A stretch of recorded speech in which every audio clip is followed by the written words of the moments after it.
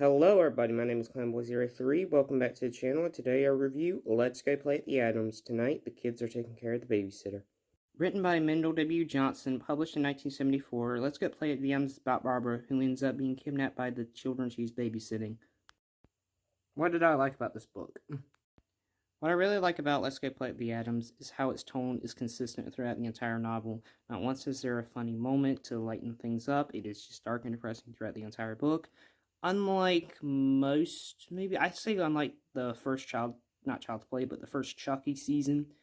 Yes, I know it was a mix of comedy and horror, but it felt like straight horror.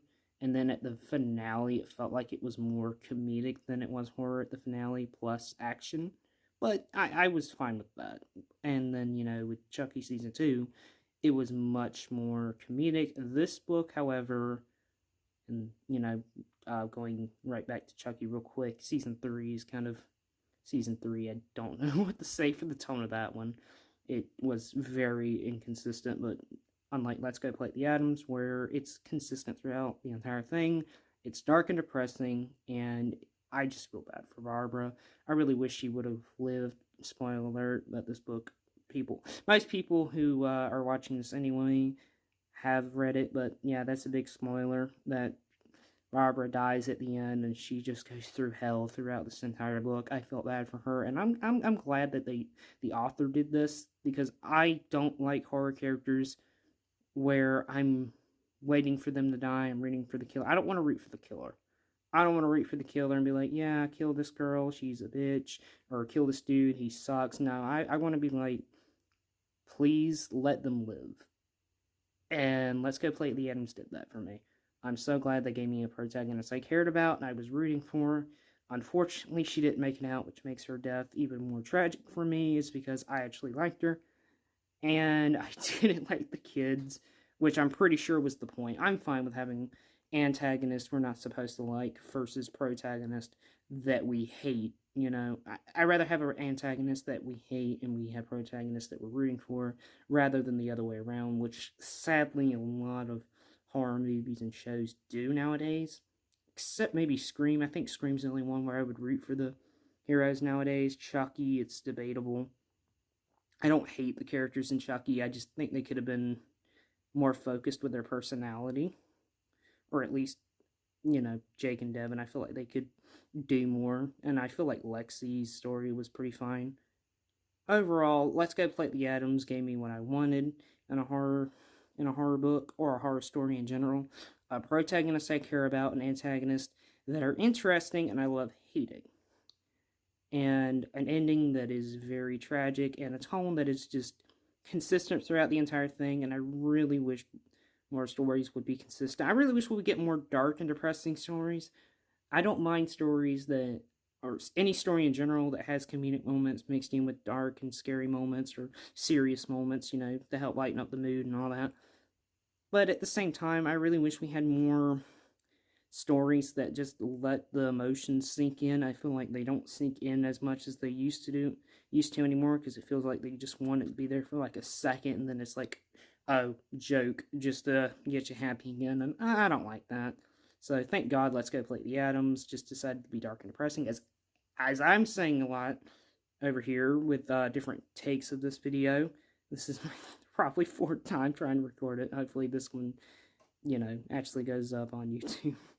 That, and everyone else said it was the darkest story they ever read. I never heard anyone say it was the most depressing book they ever read, but I heard people say it's the darkest story they ever read, and I can see that. And to help, prove that, this was the first book I had to put down, because there was a part in this book that was so disturbing. It wasn't even graphic. It was just the build up to it was disturbing, and then when it happened, I had to put it down in the aftermath. Oh, Lord, the aftermath. If you don't know, it's the R scene with, the scene with John and Barbara. People who read it would know, people who don't, yeah, let's, well, I just said it earlier, R word. This book, though, man, the first book to actually disturb me to the point I had to put it down.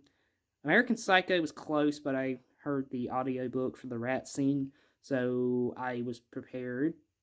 I did kind of, cringe, though, when I read that book with the gore, because the gore was very, very graphic in that book. Here, the gore isn't as graphic, even when they do show the second R scene in here, and it is a little bit more on page, but even then, it wasn't as graphic as the stuff in American Psycho, and I honestly like that. American Psycho is meant to be over the top, and it fits with its parody tone. This one's supposed to be more realistic, or I say more realistic, even though I feel like over the top violence can be realistic depending on how it's portrayed, because we have serial killers who've done very disturbing things with corpses and how violent they would get and all that stuff. Although it still feels unrealistic if you go over the top, I guess. But that's an argument for another day. This book, however, it's very dark, eerie, and disturbing, and very tragic, and I love it for that. And I honestly can't wait to read Stephen King's Pet Sematary, because people say that's the scariest book he ever wrote, and the most depressing, and I'm excited to get to that one.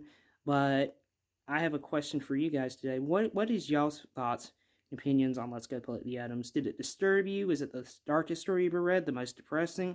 Is it boring? Is it good? What do you guys think? I think it was really good, to the point where I can see myself reading it again.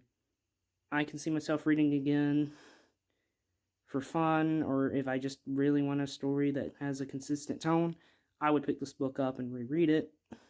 And I've honestly just got into rereading. I was never a person to read a book more than once. I'd still keep it for a collection because I like collecting books. I don't really like getting rid of them. It's just a thing I have. But this one, though, would be the first one I would openly reread, aside from the Goosebumps books. Normally, this is where I will go to my dislikes, but I don't have any dislikes for this book, so instead I will go to my final thoughts and ratings. Let's Go Play the Atoms is a great book. It's dark and depressing, and is consistent throughout the entire story, and it gave me a protagonist I cared about, an antagonist I love to hate, all except for Diana. I think that was her name. I really hated that character so much. She was worse than Sydney. Everyone warned me Sydney was worse. I think it was Diana. But other than that, this book was really good, and I really enjoyed it, and I would definitely read it again pretty soon, probably after I get done reading the other books I want to read and review on this channel. So with that said, I'm going to give this a 10 out of 10. It was perfect, and I cannot wait to read more.